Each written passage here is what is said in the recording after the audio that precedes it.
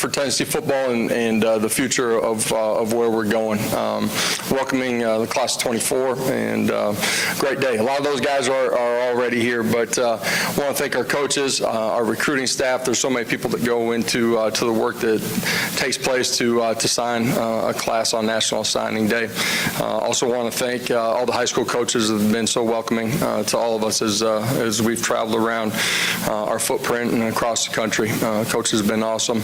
Lastly, I want to thank the families that have entrusted their kids to us and helping them grow into the men and the players that they dream about. So really excited about this group. 27 guys at this point that we've signed so far.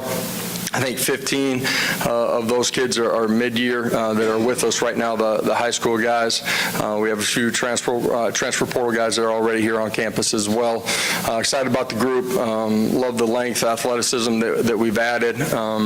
You look at what we've signed. Obviously, a point of emphasis was the line of scrimmage. We continue to add really good players to our roster in that way, and then athleticism and length on at the skill spots. So I feel like it is a really good group. They're dynamic in the way that they play.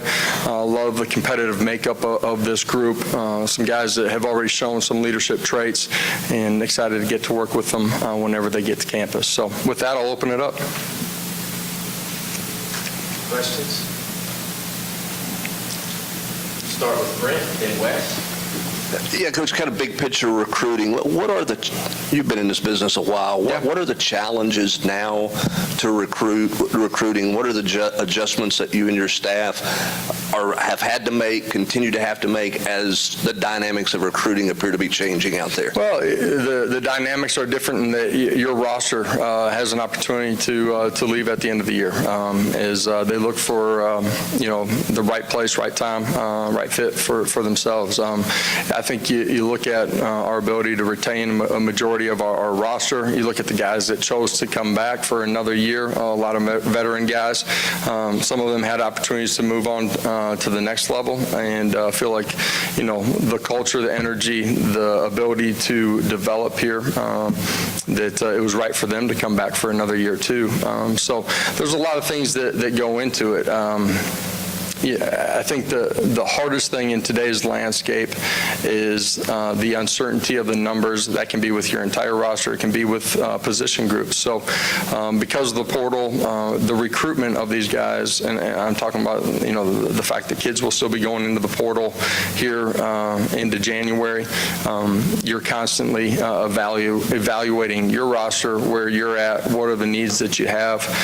You're looking for athletic traits. At times you feel like you need experience. At times you feel like, there's guys that are on campus that you need to develop and get them ready to play by the time you kick off next year. Does it make it impossible to project like 2 years, years in the pool, but you're thinking 2 years down the road? Does it make it difficult to do that now? Well, you have to recruit with the mindset of still developing the guys as young guys that are coming on your campus.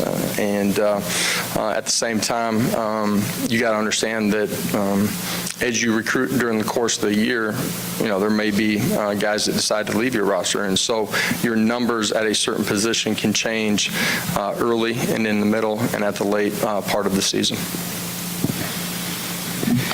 Josh, obviously there's going to be a lot of new look. It's going to be kind of a new look in the secondary next season. A lot of guys are headed out. Some guys coming in, some guys staying with the program. How do y'all feel about sort of what position that position group's in going into next year? Yeah, I like the physical traits of the guys that are in the building right now. We have some young guys that got to grow and mature as football players, but I love the athletic traits. That's true of the young guys that were with us this past season, true of the signees that are coming in. We felt like we wanted to add some experience at that in those positions. We've attacked that through the portal with a couple guys as well. Ben in Austin. Josh, you talk about the trenches being important in this class. This group of offensive linemen that you're bringing in, obviously they're not going to have to step into day one roles because you have some veterans coming back, but how confident are you that they can provide some sustainability, if I can speak, and provide some depth right away with that room? Yeah, it's a group that I really like. Their high-end competitive makeup. It's a really mature group. High school offensive linemen almost always are going to have to develop the physical attributes. I'm just talking about, the strength and size that you're going to need to be able to play at this level. A lot of those guys, I think 4 of them are already here right now. They've shown the athletic traits that we thought we saw on video. It's a long journey to get those guys ready, but it's a really good group. Coach, having watched Boo Carter a few times in high school, he just kind of commands a certain level of attention on either side of the ball. What kind of mental makeup do you feel like he has? And then can you speak also specifically about Peyton Lewis and Mike Matthews? Yeah, I might come back to you and ask you to finish out the names here by the end of it. Thought our staff did a great job inside of our home state. I think we got 8 guys that will be joining us in this class from the state of Tennessee. You mentioned Boo, Mr. Football, dynamic playmakers, played both sides of the line of scrimmage, was really good as a returner as well. We've already seen a lot of those skill sets from him. This might be day 3 or day 4 already for him out on the grass with us. He's electric. He's got great change of direction, short area quickness, got a really good football IQ. He's natural as a returner, too. We've already seen some of that from him. So really excited about who he is. He's got a real maturity about him on the football field that's rare for a high school kid. I got a chance to see some of that when I went and watched him play live, but also already in his transition here. The other 2 guys you asked about were, Peyton Lewis, a track kid that's, electric with the ball in his hands. This year, you look at his development between the tackles, great vision, great ability, short area quickness, constantly chewing up ground as he's working through the line of scrimmage. Developed ability to play with great pad level, smart, tough, competitive. Really excited about him. Mike Matthews has been really good the first 3-4 days already out on the grass. Got great length, just talking about his wingspan, extremely explosive, the ability to go up and high point a ball over the middle of the football field or out on the edge as he's going vertically. As a wide receiver, you're going to have to develop the ability to play versus man press at the line of scrimmage. Those are things that you typically don't see, but a really bright guy that has got a great future. Adam and Rob. Because these days the portal you can change your rotation and your roster pretty quickly. Or when you're signing high school kids now, are they asking more questions about what their path is to immediate playing time or to early playing time as opposed to what they would ask a few years ago? Well, first of all, they've always asked that. I asked that question too, but absolutely, they're looking at your roster and what's going on in portal recruiting as well as a part of the process of what your roster is going to look like when they step foot on campus, and they'll ask just a general overall philosophy question about that too.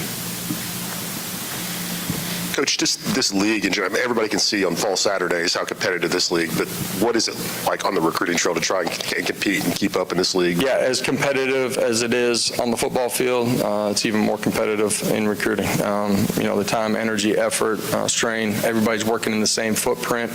I think we're one of the few leagues left where it's actually a regional footprint. You're competing against the guys inside of your conference every time you're talking to a kid. Ryan. Josh, the 3 transfers, you touched on the guys in the secondary. Just what do you see in Holden and Jacoby and Dramad in the secondary that made you want to add those guys? Yeah, Holden got the physical attributes. You can see in his footage already that he's got the ability to play out in space, connected in the line of scrimmage, has the body type and frame to do everything that we're going to ask him to do inside this league, inside of our offense. He's bright, competitive, he's got the makeup to help us immediately. And obviously, that's a position, over the last couple of years that we knew we were going to have to, go attack in the portal. The secondary guys, they're athletic. They got great short area quickness. They're willing to be physical, stick their face on people. They have multiple years left that can grow inside of what we're doing. I feel like both of them can make an immediate impact, obviously, as well. Couple of guys practicing already? Jacoby was out there today. Holden's on campus today. Patrick. Obviously, Josh, can I ask you about the quarterback? What did you guys like about Jake when you evaluated him, and kind of what do you see as the immediate steps that he needs to take? Yeah, he's going to have to grow really quickly. He'll get spoon-fed as we start here in January and grow into spring football. Smart, competitive. He's got good fundamentals. We got to refine some of those things. He's already been working on those since he stepped foot on campus. But his football IQ, his ability to retain information, process out on the football field. He's a winner. He's competitive. He's got the right makeup. You spoke about the 8 guys who are from Tennessee. How much of an emphasis in this class did you spend on finding in-state guys? Yeah, we always are going to place an emphasis on it. We spend a lot of time and energy, communication with the high school coaches, guys that have their boots on the ground here. We're going to recruit them the right way.